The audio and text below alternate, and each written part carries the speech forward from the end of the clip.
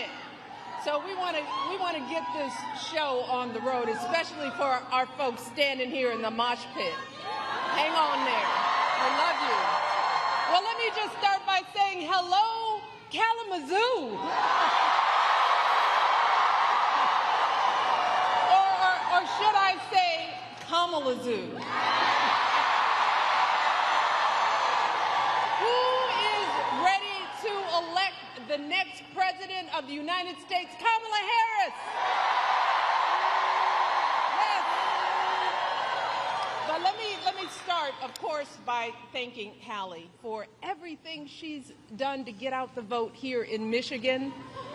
But most of all, I want to thank all of you because, 100 years old, no. Oh, my goodness. You look amazing.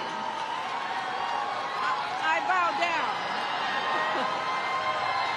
Doesn't it feel good to be together? I mean, it feels so good. I haven't done this in such a long time. It feels good to see how strong, how hopeful, how energized, how organized we all are.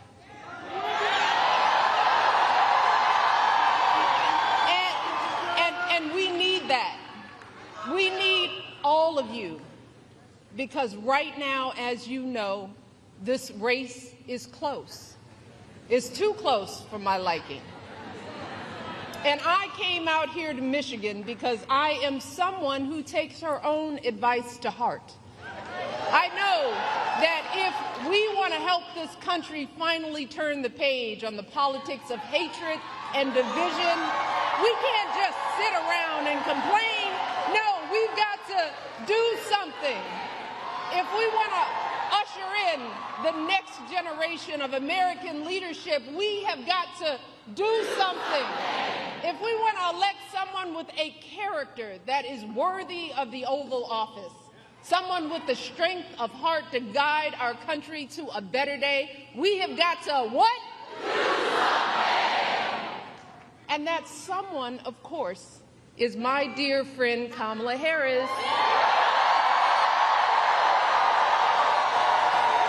And Michigan, I am so hopeful about the energy and poise and joy that Kamala has injected into this race. And if you know Kamala like I do, that's no surprise. I mean, think about it. No one could have predicted the way everything would have unfolded this summer. And yet, in a critical moment when our country needed her, Kamala couldn't have been more prepared to meet that moment. And she's met it every single day since. Yes. Oh, she's filling arenas in a way we haven't seen for years. She's building a remarkable campaign in record time, dominating her opponent so thoroughly in the debate, he was too scared to face her again.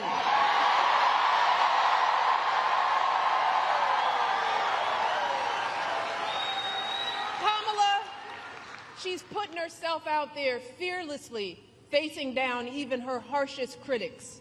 She's seeking out Republicans to find common ground. And unlike her opponent, she's not ducking interviews or cowering in safe spaces only with fawning audiences. No, she's showing us what a sane, stable leader looks like.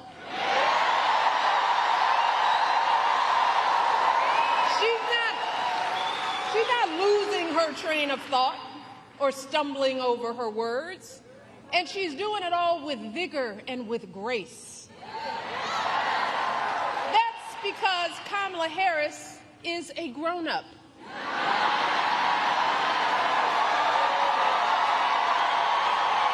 And Lord knows we need a grown-up in the White House.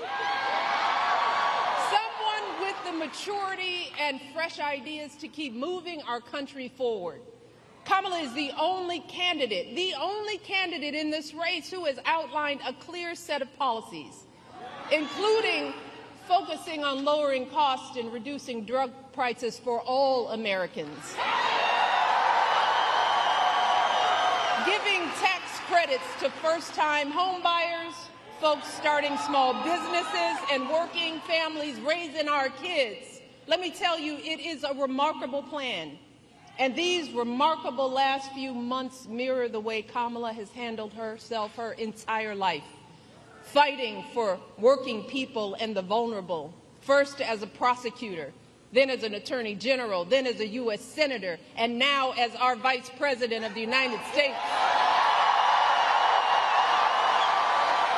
Taking on the big banks, the transnational gangs and predatory for-profit colleges, and always doing it, holding her head high with warmth and dignity and class. So Michigan, do not buy into the lie that we do not know who Kamala is or what she stands for. This is someone who understands you, all of you, someone from a middle-class family raised mostly by her mom, like so many of us, leaning on her neighbors like we all do. That's what you want in a president, someone who gets you and will have your back. Take it from me. And I know good people. Kamala Harris is an extraordinary human being. She is an extraordinary candidate, and she will be an extraordinary president of the United States of America. Mark my words, because I don't lie. So Michigan, with all that being said, I got to ask myself, well, why on earth is this race even close? I lay awake at night wondering what in the world is going on. And it's clear to me that the question isn't whether Kamala is ready for this moment, because by every measure, she has demonstrated that she's ready. The real question is, as a country, are we ready for this moment? Are we willing to do what it takes to get her across the finish line, or are we going to let ourselves get distracted and fall for the scam? Are we going to lose sight of the dire consequences if we come up short? And right now, folks, I have to be honest, I'm not completely sure of the answers to those questions. Y'all give me great comfort in this arena. But this is a big country, and that's why all of my hope about Kamala is also accompanied by some genuine fear. Fear for our country, fear for our children, fear for what is coming our way if we forget the stakes in this election. And y'all, that's why I'm here today. And y'all know I hate politics. But I hate to see folks taken advantage of even more. So I wanted to do everything in my power to remind the country that I love, that there's too much we stand to lose if we get this one wrong.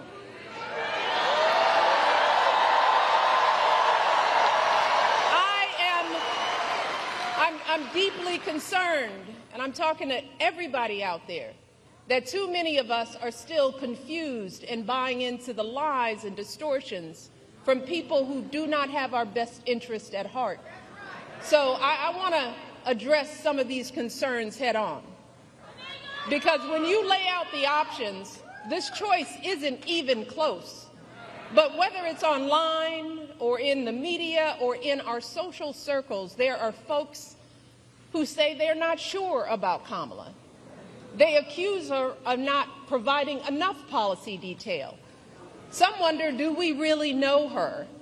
Is she too aggressive? Is she not aggressive enough? There are folks sowing seeds of doubt about whether she's who she appears to be. Now, don't get me wrong. Voters have every right to ask hard questions of any candidate seeking office. But can someone tell me why we are once again holding Kamala to a higher standard than her opponent?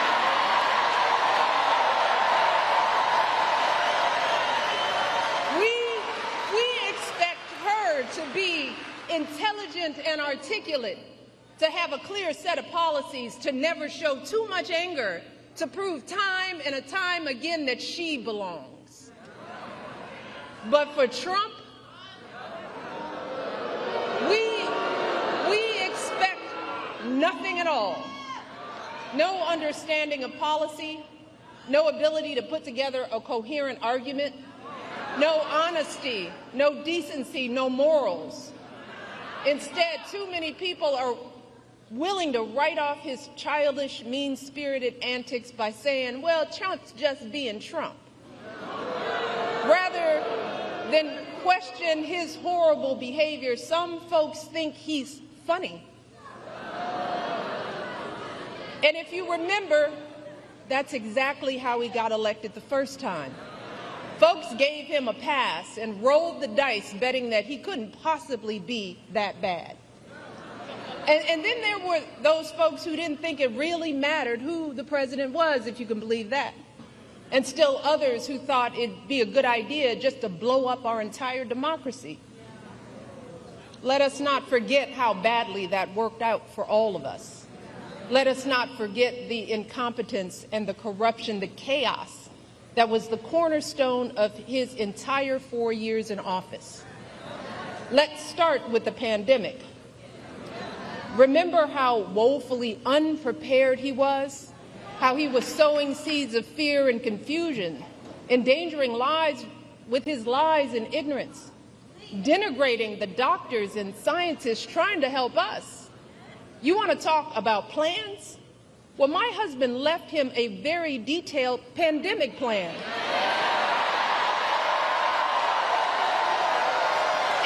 And you know what he did? He ignored it. He had no clue how to get us out of that crisis. No ability to bring back the millions of jobs we lost so suddenly. No idea how to get our students back into school safely. No attempt to help stem the epidemic of loneliness and isolation that too many of our young people are still dealing with. And his failures had real cost.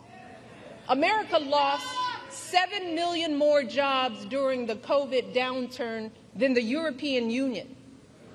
Among wealthy nations, the United States had one of the highest COVID death rates. Again, all of this occurred with Trump in charge. And sadly, this was just the tragic exclamation point on his disastrous presidency. Installing judges and justices who have now stripped away our reproductive freedoms. Cracking down on protesters marching to protect their sons from being shot because of the color of their skin. Rolling back protections for LGBTQ Americans.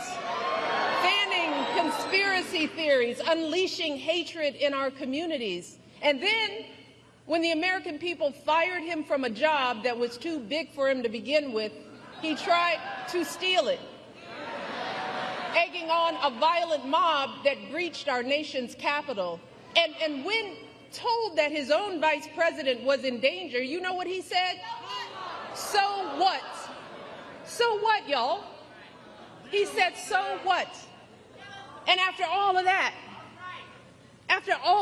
and there is more, there are still folks wringing their hands, crossing their arms, tuning out, saying they plan to sit this election out to prove a point.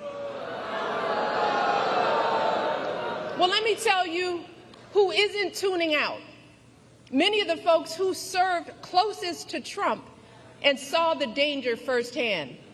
His former vice president, almost half of his former cabinet members, the growing list of four-star generals and Republican governors and senators and former House members, all of whom are not publicly supporting his candidacy the second time around. Y'all hear what I said?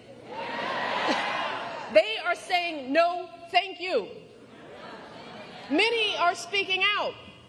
His chairman of the Joint Chiefs of Staff, for example, said, and these are his words, that Trump is fascist to the core. His Joint Chief of Staff. These folks know that nothing this man says or does is funny in any way. So I hope you'll forgive me if I'm a little frustrated that some of us are choosing to ignore Donald Trump's gross incompetence while asking Kamala to dazzle us at every turn. I hope that you'll forgive me if I'm a little angry that we are indifferent to his erratic behavior, his obvious mental decline, his history as a convicted felon, a known slumlord, a predator found liable for sexual abuse, all of this while we pick apart Kamala's answers from interviews that he doesn't even have the courage to do, y'all. So, I am praying that those of us contemplating voting for Trump or not voting at all will snap out of whatever fog we are in. I am praying that we consider the decades of sacrifice and struggle by all of our ancestors, the folks who marched and sacrificed and shed their blood for us. We have to ask ourselves, is a vote for Trump or no vote at all the way we honor their lives? And if that's the case, well, that surely doesn't sound like freedom to me.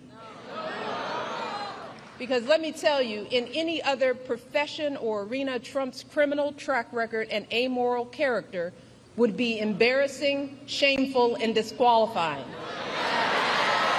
So, I hope that you will forgive me if I am worried that we will blow this opportunity to finally turn the page on the ugliness once and for all.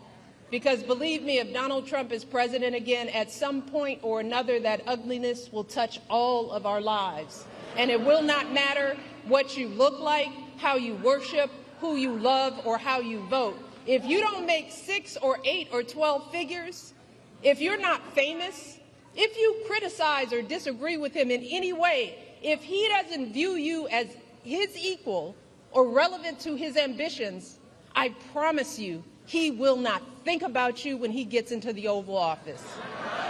And that will have real consequences for all of us. If your town gets hit by a natural disaster, who do you want looking out for you? Is it Donald Trump, who's spreading so many lies and conspiracy theories about climate change and FEMA that the workers in North Carolina trying to help folks clean up after the last hurricane were fearing for their safety? Or is it Kamala Harris, who has been meeting with local officials, comforting the families in that state and doing everything she can to get folks the help they need? If you're saving up to buy a house or pay off student loans, if you're caring for your kids or your parents or both, if you are a farmer, a factory worker, a paralegal, anyone whose job may be changed or replaced by technology, who will actually be thinking about you?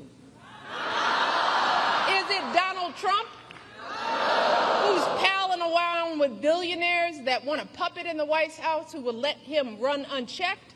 Or is it Kamala Harris, who has been fighting for working people her entire life? If you're one of our service members, our veterans or military families, who is going to value your service and sacrifice? Is it Donald Trump, who has called those who gave their lives for our country suckers and losers? Or is it Kamala Harris, who I guarantee you will honor your commitment to the ideals we all share with every fiber in her being? And if you are a mother who has lost sleep worrying if your son could be the victim of a nightmare traffic stop gone bad, if you've ever been out there marching and weeping for justice, who do you think is going to have your back? Is it Donald Trump, who once took out a full-page ad to demonize innocent young black teenagers in New York City, who has dreamed openly about his own version of a purge, where in his words, he has said for one day, one real rough, nasty day, he says, he will allow cops to use violence indiscriminately, who I am sure has never spent a single second thinking about the lives on the other end of those batons. Or is it Kamala Harris, who understands the anguish in these interactions and has the experience that shows us that, yes, it is possible to keep our community safe and keep innocent people out of harm's way? And finally, y'all, who could possibly think that this man would care more about our men and boys more than Kamala Harris? And while we're at it, I want to think about who do you think possibly would care more about our reproductive health? And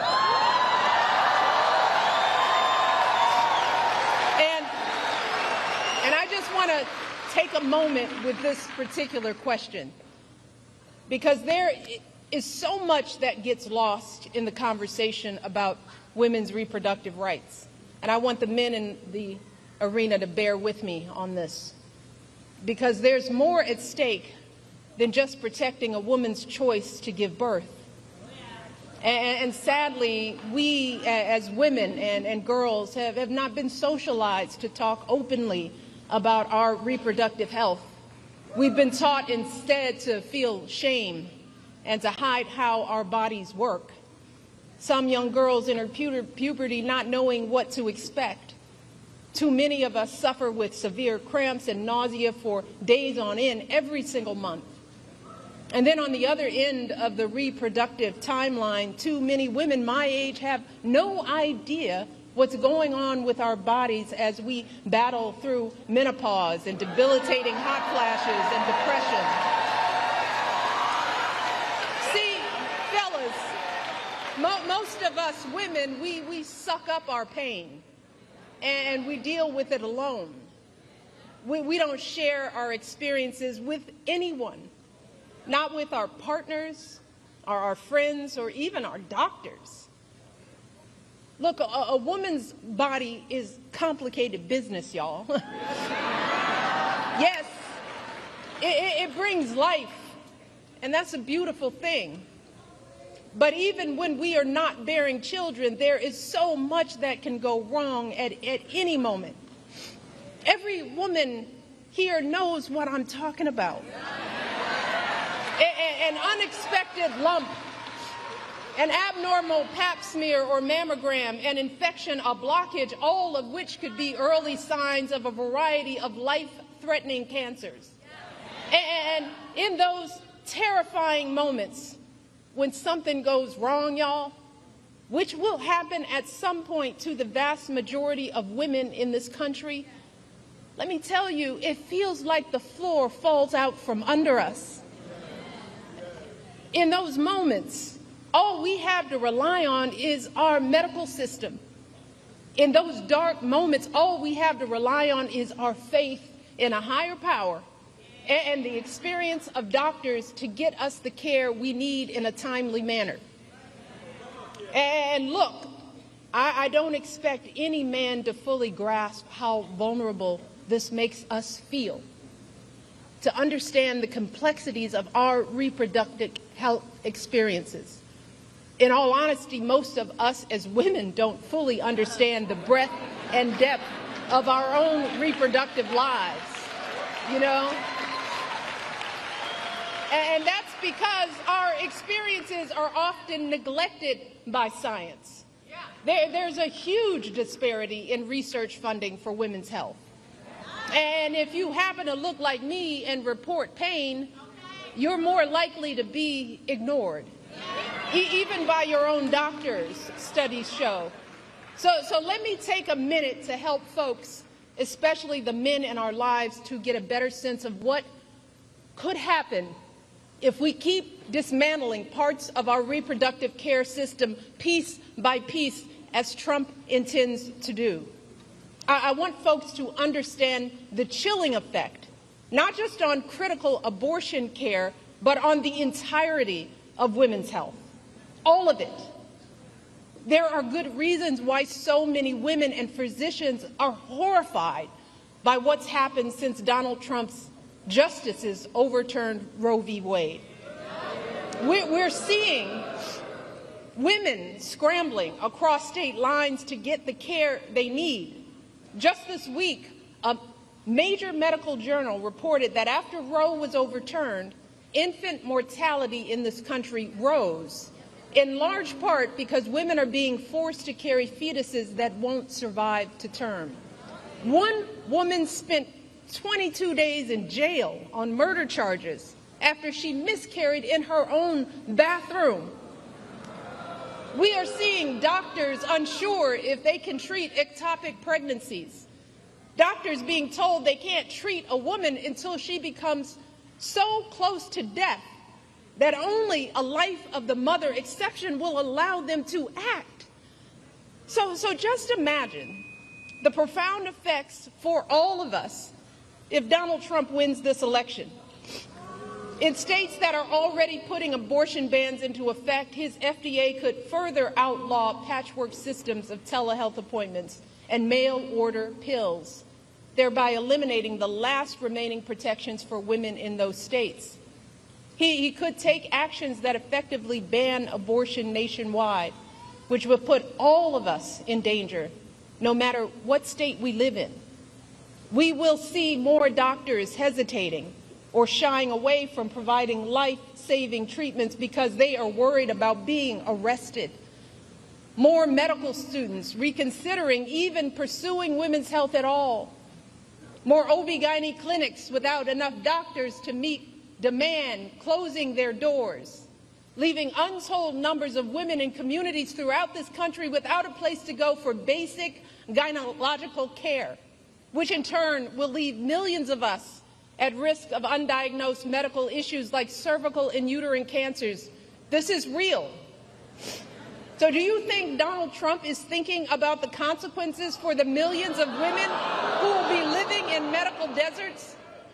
Does anyone think he has the emotional maturity and foresight to come up with a plan to protect us? Y'all, we are teetering on the edge. Even before these state bans, America was already lagging behind every other wealthy nation on measures like maternal mortality and paid leave. So we could be right back to the days before Roe, which many young people here don't even remember.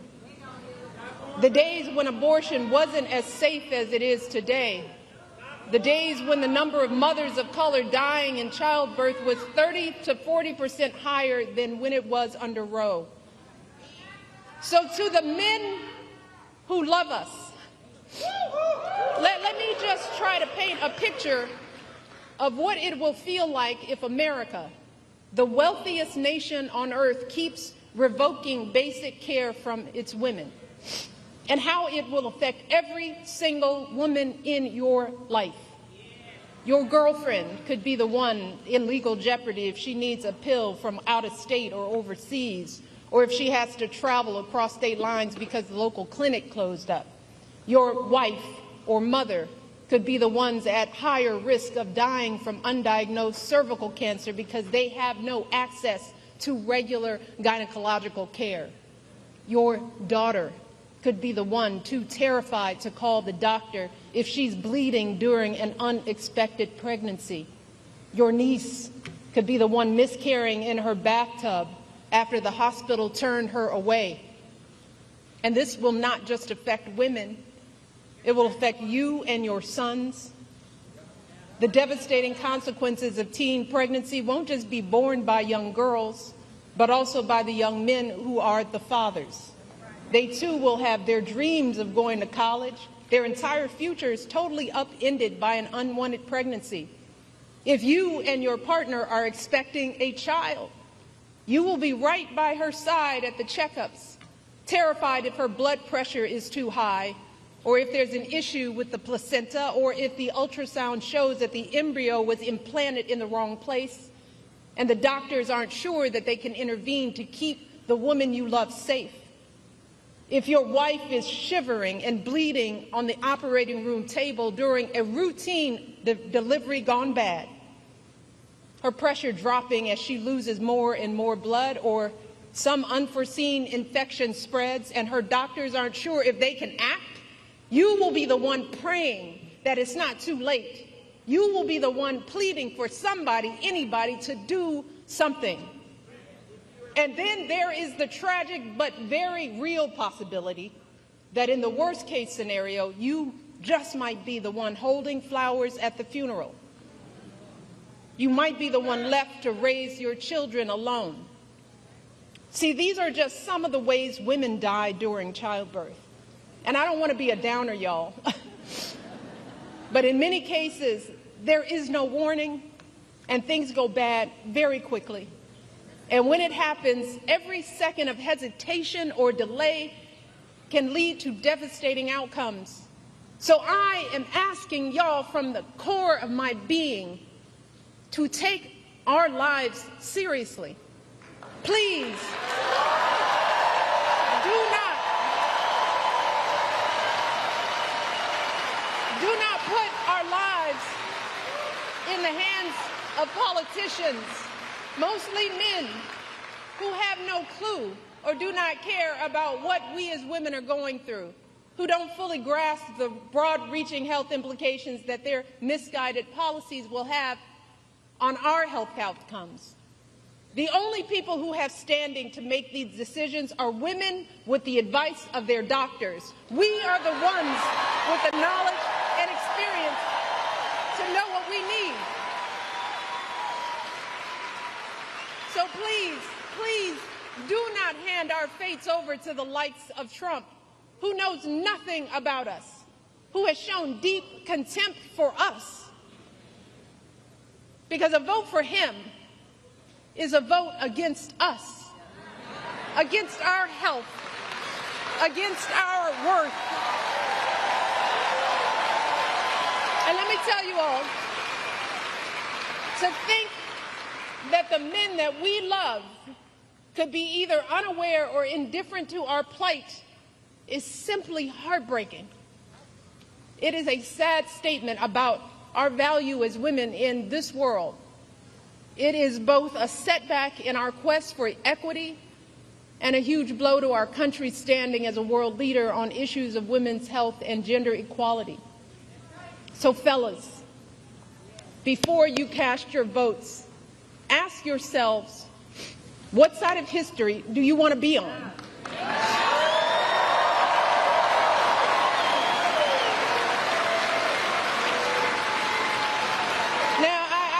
Recognize that there are a lot of angry, disillusioned people out there, upset with the slow pace of change. And I get it.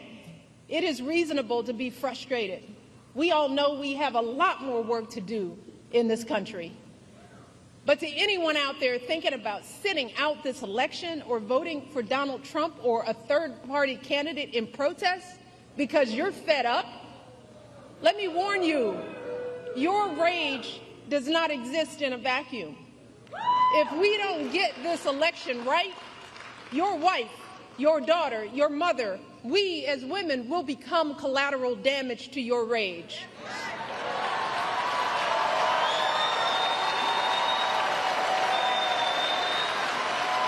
So, are you as men prepared to look into the eyes of the women and children you love and tell them that you supported this assault on our safety? And to the women listening, we have every right to demand that the men in our lives do better by us. We have to use our voices to make these choices clear to the men that we love. Our lives are worth more than their anger and disappointment. And we are more than just baby-making vessels.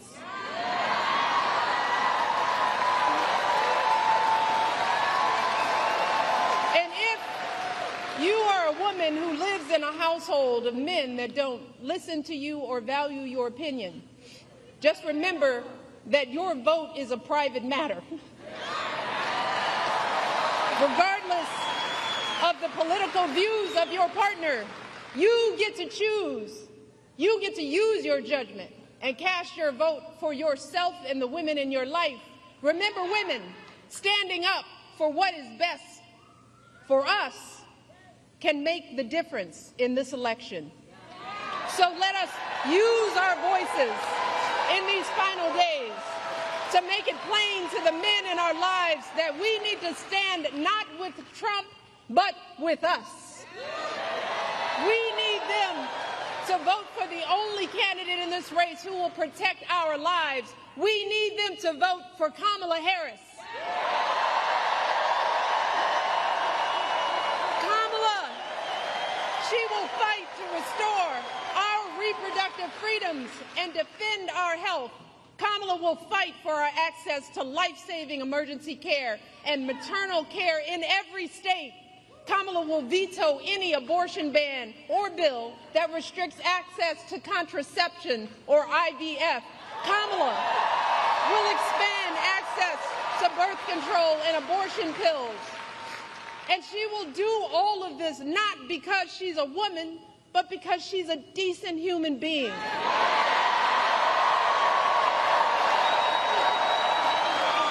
She will do this because she cares about the lives of people other than herself. And that's really what this election is about, Michigan. This isn't just about what we have an obligation to say no to. It's about what we have the opportunity to say yes to. And we can elect someone who has the experience, the character, and the strength to look at all these challenges and still see a brighter day on the other side. Kamala Harris will see us, all of us. Kamala Harris will listen to us, all of us. She will protect our freedom. She'll stand up for all of our lives. She will have our backs for the folks trying to get ahead and those just trying to get by. And in doing so, she will usher in a new generation of American leadership and send the ugliness of Donald Trump and his politics back where it belongs, the past.